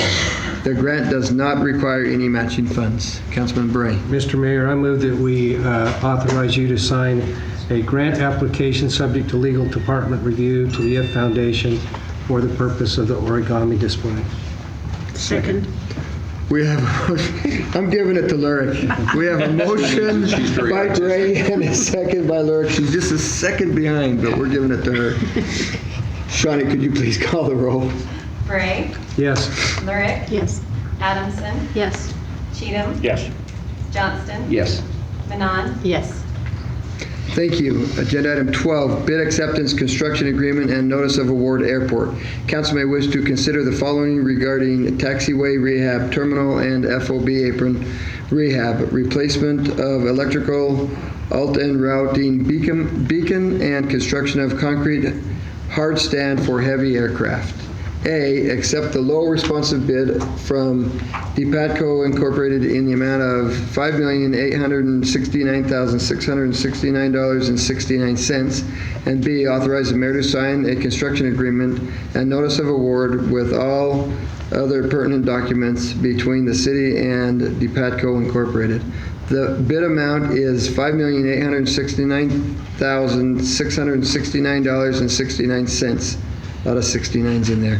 However, grant funding for only $4,366,687.79 is currently available. All work except the rehab of the FOB apron will be awarded and constructed at this time. A separate contract and award will be issued at a later date if the additional grant funding is awarded. The project will be funded by 93.75% FAA grant funds and 6.25% by Airport Passenger Facility Charge, PFC funds. The project is contingent upon award of grant funds, FAA approval, and legal department review. I think we need our new airport manager to at least stand up here and say something. I think he needs to come up. Okay, could we get... Alan's pretty excited about this. I can see that as he's walking up here. He put on a clean shirt. This is very significant. His wife just bought it for him for this meeting. Mayor and council, Alan Evans, the new airport manager, as was just stated. Yeah, this project here, basically we've already gone out and got the approval on the grant, and the grant money's there. What we're doing is we missed the window of opportunity to complete this project this year, and so much of this project will be done in the spring of next year. But what we're asking, what we're looking to do is a little bit of it this year. And it'll be some of the concrete work, the hard stand for the big aircraft, and some parking areas, some areas that we can work without disrupting our activities in the fire season that we're in the middle of. The difference in the money, as was stated, we did not get, the bids come in rather high on this particular project, and we had 2 bids, and there was about $500,000 difference in between those bids, as a matter of fact. And so we were not going to be able to do a portion of that. The FAA came back to us and said, we've got some additional discretionary money. We think we can do that if you guys can come up with those funds as well through your passenger facility charges. And we looked at that and felt like we could. The money has not been allocated to us yet. It looks like it will come, and so that's why there is a difference in those numbers. And so we're looking to move forward with that. Alan, yeah, I'm a little more comfortable if we knew the number for the 2 different projects. Well, it will still be the same total. Okay, so, but I guess I want to know what we're on the hook for against what we have versus what we may do later versus what we have. You understand what I'm saying? We're saying we got this covered, but we only know we're going to do part of it right now. Do we have that covered? Well, we've got it covered for the next spring as well in this original dollar figure. That one, okay. the $5,869,000, that will take care of the project into next year. Where the issue came in was the parking area that is in front of the Ave Center, the ramp area that needs new pavement and some new tie downs. And that's where, when this bid came in, it was a little too high to do that. And so, yes, it's still in this total dollar figure, but we only had $4 million that was actually available to us to do that work. And so the feds will kick their additional money in this other grant, and we will be able to cover that with our passenger facility. But if I understand, I'm not trying to, yeah. That hasn't been allocated yet. No, it has not. And so we can bring this back again. Our purpose, you know what I'm saying is, It's approved subject to that. Yeah, yes. Yeah, I'm really reluctant until I know the total cost and what our obligation is and what we have to just do that. Okay. So, yeah, we can bring it back when that grant comes and bring that to you. I don't think there's any problem in doing that. Or we could make it subject to getting the rest of the grant. But the problem is we do need to authorize them to start with this now. Mr. Mayor, I think I might be able to help. What we're suggesting is that we authorize a certain amount of the contract that was the low bid that utilizes the grant money that we have to date. So we're only obligated to the amount that we have the grant money for. We're not obligating ourselves to anything above and beyond that, what's already been received. Is that a fair statement? Yes, that's a fair statement. So we will accept the low responsive bid, but only contract for portions of the total contract at this point. Then the other, when and if the FAA releases more grant money, that will come back in front of the council before we sign the contract. Is that correct? For those other portions? For the other portion. Yes, we can bring the rest of that back. It's still the same low responsive bidder, but we won't execute the remaining portions of the contract without council approval. Yeah. Okay. Thank you. Alan? Yes. The hard stands. Yes. Is this 1, 2, or 3? It is one hard stand. It's for the DC-10s, the big aircraft that we see flying around when we have these big fires. We're having a little issue. Right now we've got them on steel plates. I think it's 17 steel plates that they're actually parked on out there too. And they're lightweight. They are not carrying a load, but we're a little concerned because we don't want to start running our payment with these heavy aircraft. So yes, it's one stand for one aircraft. We will move that additional plates to another location so that we can accommodate 2. And then if the need be, there's always one that can be parked at the tanker base on a stand that is there. So we could have up to 3 DC-10s here at our facility if that need arises. And last year they did ask if they could bring a third one, but we didn't feel like we could accommodate it. Okay. Thank you. Rick, make the motion. Thank you, Alan. Mr. Mayor? Yes. I would move approval of agenda item number 12, bid acceptance, construction agreement, and notice of award for the airport contracts, accepting the low responsive bid from DePatco in the amount of $5,869,669.69, and authorize the mayor to sign a construction agreement and notice of award and all other pertinent documents between the city of DePatco, subject to legal review. Second. God, I don't even know who it was. Adamson got it. Huh? All right, thank you. We have a motion by Cheatham and a quick second by Adamson. That was good. Shawnee, could you please call the roll? Cheatham, Yes. Adamson, Yes. Bray, Yes. Johnston, Yes. Lurick, Yes. Manon, Yes. Thank you. Agenda item 13, this time is discussion items. This time has been set aside to hear discussion items not listed on the agenda. Items which appear somewhere else on the agenda will not be discussed at this time. The council is not allowed to take any official action at this meeting on matters brought forward under the agenda item. Items will either be referred to the appropriate staff or scheduled on a subsequent agenda. You must sign in at the start of the meeting in order to be recognized. As a reminder, there is a total of 15 minutes for this agenda item and 3 minutes per speaker. We will go ahead and get started. Stephen McCurdy.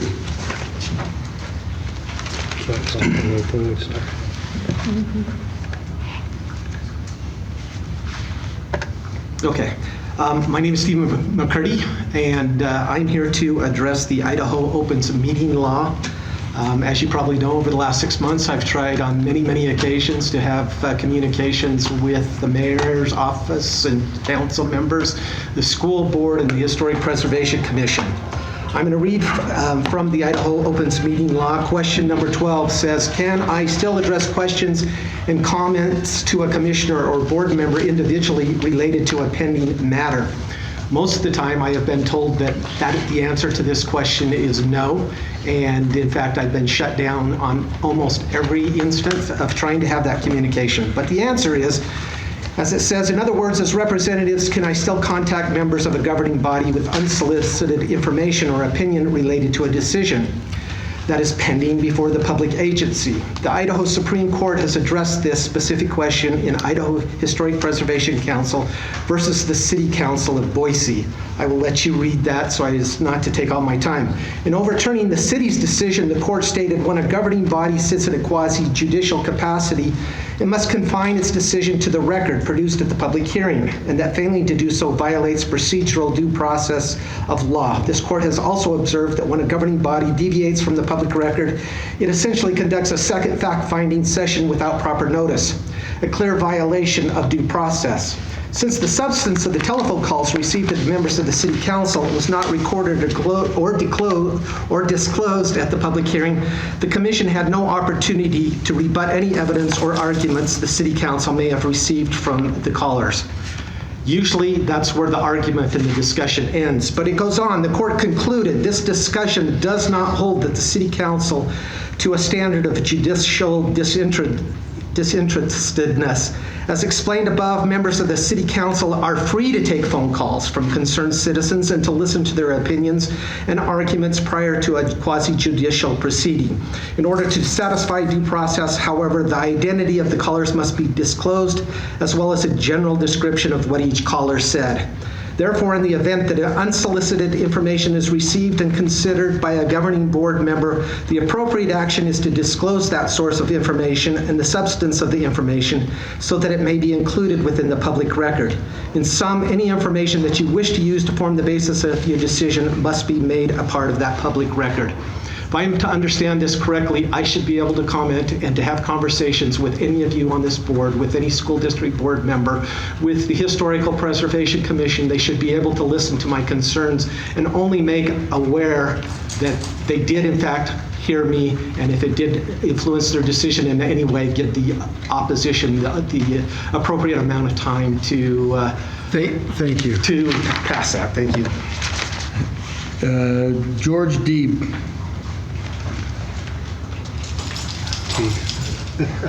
Show and tell again. I didn't allow this last time. I just hope that you allow me the same show and tell. This is another, my name is George Deeb. I'm a volunteer for Portneuf Animal Welfare. This is one of our kittens that we got fostered.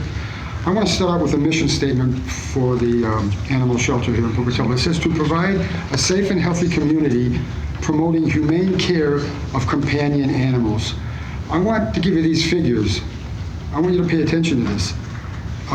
This, from June, 1st of June to the latter part of July, there were 116 intakes of little kittens like this one, 116.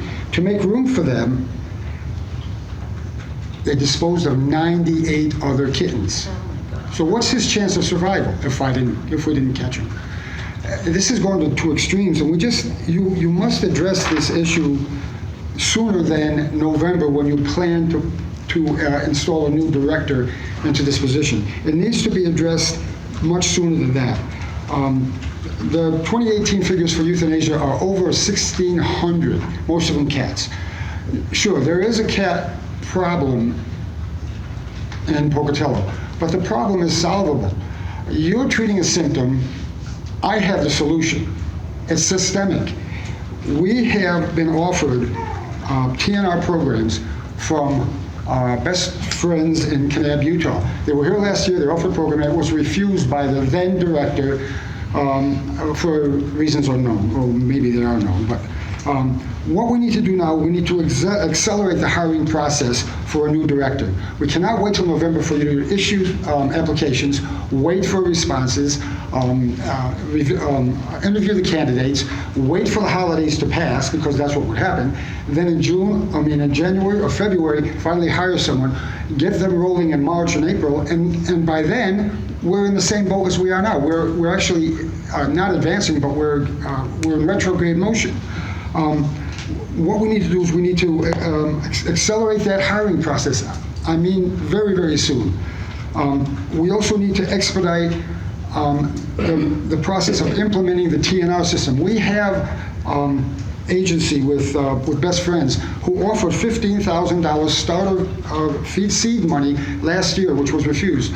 I have figures from Idaho Falls who 3 years ago began a TNR program. Very successful. Right now, a month and a half ago, they announced on television they were 96%, essentially no kill, 96% in 2.5 years. They had a 5-year program. So this is how successful it could be if it's implemented properly. They trapped 200 cats and had them spayed and neutered within a year of receiving this the grant. Within the next 18 months, they trapped and neutered 600 more. If each cat is capable of having, or each female cat is capable of having 3 litters a year and 4 to 8 litters, do the math. Thank you.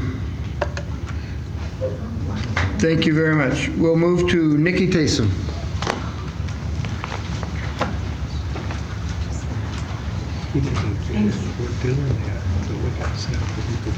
Nikki Taysom, General Delivery, Pocatello, Idaho 83201. I just was released from Bannock County Jail on the 17th. I was court ordered to be released June 17th and was not allowed. I am again before this council to demand the justice and liberty of those in that jail who are not having their needs met. They are being trafficked, including for sex, drugs, and money by deputies in the jail and out to other jails and with Motel 6 involved. I have addressed the child, drug, and prostitution traffic going on at Motel 6 and Travelodge, the Chubbuck Trailer Court areas, the Pearl Street and Griffith Street areas, even at Winco, Jackson's, Maverick, and Common Sense sites.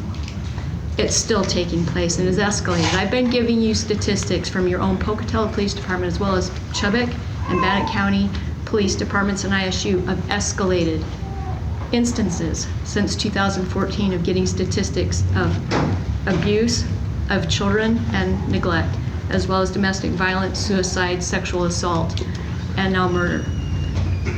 Those have all escalated.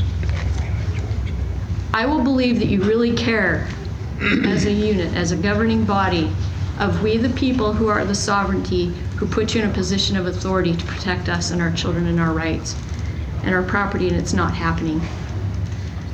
I'm being sincere. I care about everyone.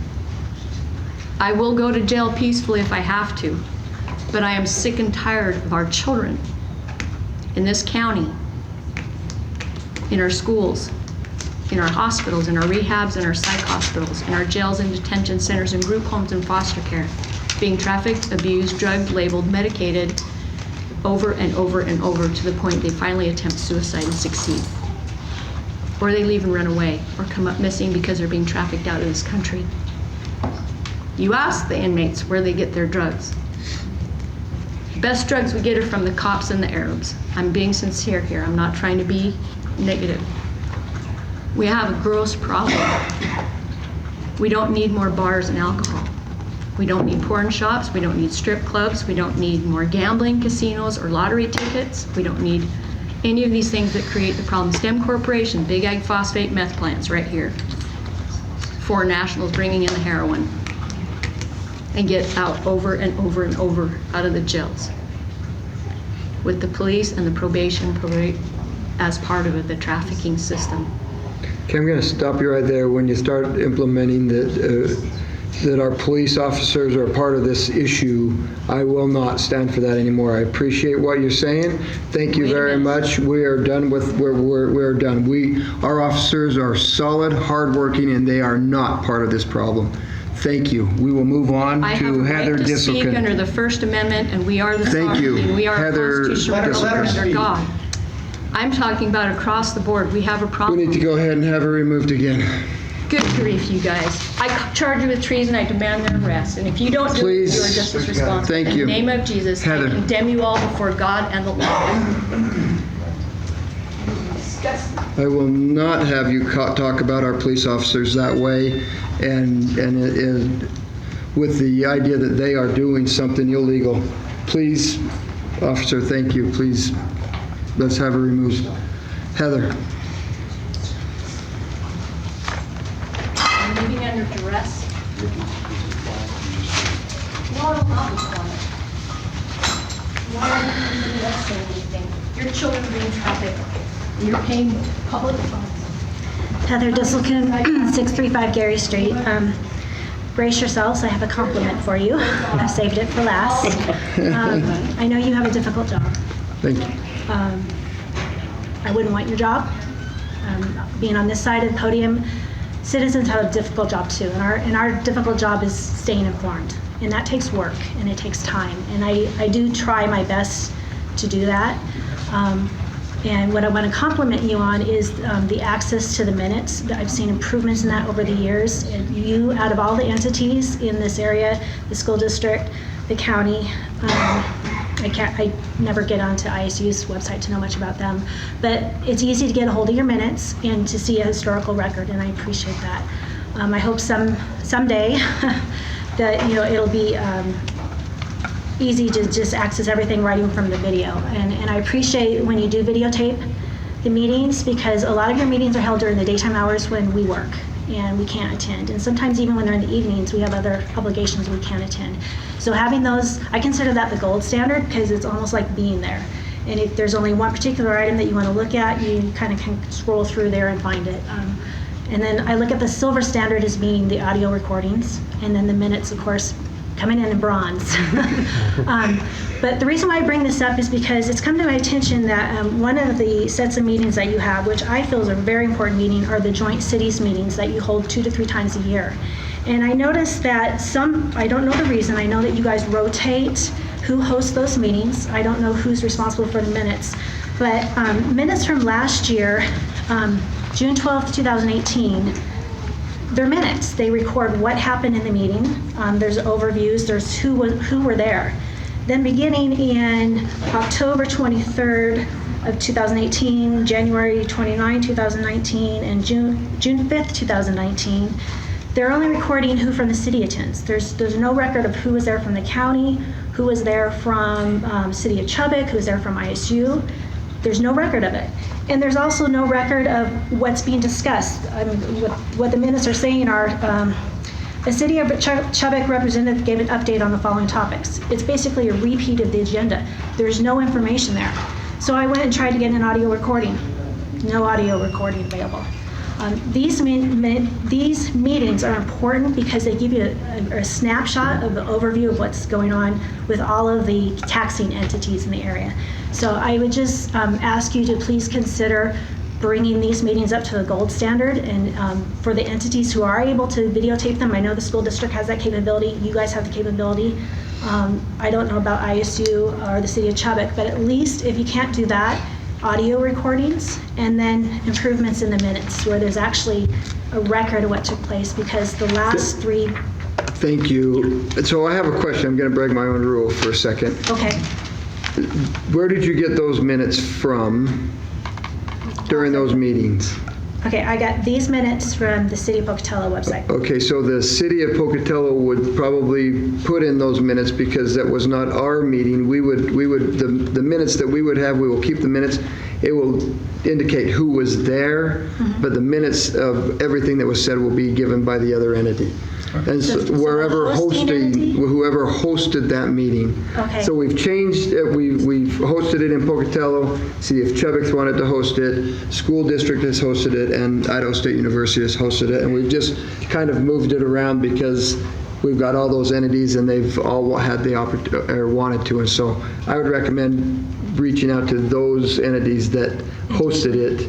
Okay. For I know that. at least one of them that, linked to your minutes, or it looked like the same identical minutes. So. And maybe, I don't know how they keep their minutes. I know we do a pretty good job at keeping minutes here. So thank you. Thank you very much. Okay, with that, thank you very much for attending tonight. It's been a fairly long evening. We appreciate your time, and with that, we are adjourned.